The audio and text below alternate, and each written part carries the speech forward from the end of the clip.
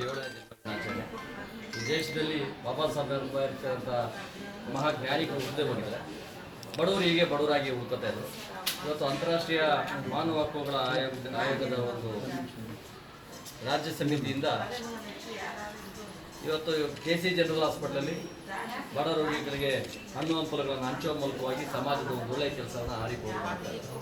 ಇದಕ್ಕೆ ನಮ್ಮ ರಾಜ್ಯದ ಒಳ್ಳೆಯ ನಟರು, ಸಮಾಜ ಸೇವಕರು, ಅಜ್ಜಿಯರು ಎಲ್ಲರೂ ಬಂದಿದ್ದಾರೆ. ಸಮಾಜ ಸೇವೆ ಮಾಡ್ತಾ ಇರ್ತಕ್ಕಂಥದ್ದು ಭಾಳ ಒಂದು ಉತ್ತಮವಾದಂಥ ಕೆಲಸವನ್ನು ಇವತ್ತು ನಾವು ಮಾಡ್ತಾ ಇದ್ದೇವೆ. ಬಾಬಾ ಸಾಹೇಬ್ ಅಂಬೇಡ್ಕರ್ ಅವರ ಜೀವನ, ಅವರ ಬದುಕು ಭಾಳ ಕಷ್ಟಗಳಿಂದ ಬೆಳೆದಂಥದ್ದು.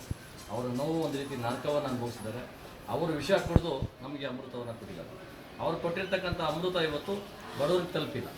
ಆ ಅಮೃತ ಎಲ್ಲ ಶ್ರೀಮಂತ ವರ್ಗನೇ ತಿಂತಾ ಇದೆ. ಬಡವರಾಗಿ ಉಳ್ಕೊಳ್ಳೋದಕ್ಕೆ ಕಾರಣ ಇವತ್ತು ನಮ್ಮ ಇಲ್ಲಿರ್ತಕ್ಕಂಥ ಬಡ ರೋಗಿಗಳನ್ನು ನೋಡಿದಾಗ ಗೊತ್ತಾಗ್ತದೆ. ಇವತ್ತು ದೇಶ ಯಾವ ರೀತಿ ಇಷ್ಟು ಅಭಿವೃದ್ಧಿ ಆಗಬೇಕಾಯ್ತು. ಸ್ವತಂತ್ರ ಬಂದು 70 ವರ್ಷ ಆದರೂ ಅದು 70 ವರ್ಷಗಳಲ್ಲಿ ಇವತ್ತು ಅಭಿವೃದ್ಧಿ ಆಗ್ತಕ್ಕಂಥ ಕೆಲಸ ಆಗಿಲ್ಲ.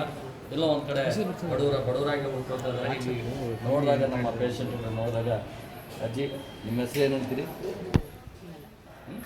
ವಿಮಲ ನೋಡಿ ಪಾಪ ಇವತ್ತು ಎಲ್ಲರ ಪರಿಸ್ಥಿತಿನೂ ಭಾಳ ಕಷ್ಟ ಇದೆ.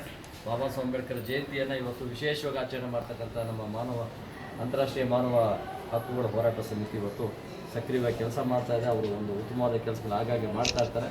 ಆ ರೀತಿ ಅವ್ರು ಭಾಳ ಇಂಟ್ರೆಸ್ಟು, ಅದರಲ್ಲಿ ಭಾಳಷ್ಟು ಸಮಾಜದಲ್ಲಿ ಇರ್ತಕ್ಕಂಥ ಎಲ್ಲ ಪ್ರಮುಖನ ಕರೆದು ಕಾರ್ಯಕ್ರಮ ಮಾಡ್ತಾ ಇದ್ದಾರೆ. ಹಾಗಾಗಿ ಇಂಥ ಒಂದು ಒಳ್ಳೆಯ ಕೆಲಸ ಆಗಲಿ, ಬಾಬಾ ಸಾಹೇಬ್ ಅಂಬೇಡ್ಕರ್ ಜಯಂತಿಯನ್ನು ಅರ್ಥಪೂರ್ಣವಾಗಿ ಮಾಡೋ ಮುಖಾಂತರವಾಗಿ ಸಮಾಜಕ್ಕೆ ಒಂದು ಒಳ್ಳೆಯ ಹೆಸರು ಕೊಡಲಿ ಅಂತ ನಮ್ಮ ಸ್ವಲ್ಪ ಶುಭ ಹಾರೈಸಿ, ಇನ್ನೂ ಸಾಕಷ್ಟು ಕಾರ್ಯಕ್ರಮಗಳಿಂದ ನಾನು ಬೇರೆ ಭಾಗಕ್ಕೆ ಹೋಗ್ತಾ ಇದ್ದೀನಿ. ಇನ್ನು ಕಾರ್ಯಕ್ರಮಗಳು ಸುಮಾರು ಕಾರ್ಯಕ್ರಮ ಇದೆ.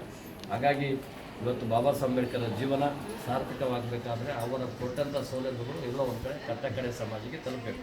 ಆ ತಲುಪಿದಾಗ ಮಾತ್ರನೇ ಈ ಸಮಾಜಕ್ಕೆ ಒಂದು ಒಳ್ಳೆಯ ಕೆಲಸ ಆಗೋದಂತ ನಾನು ಶುಭ ಹಾರೈಸಿ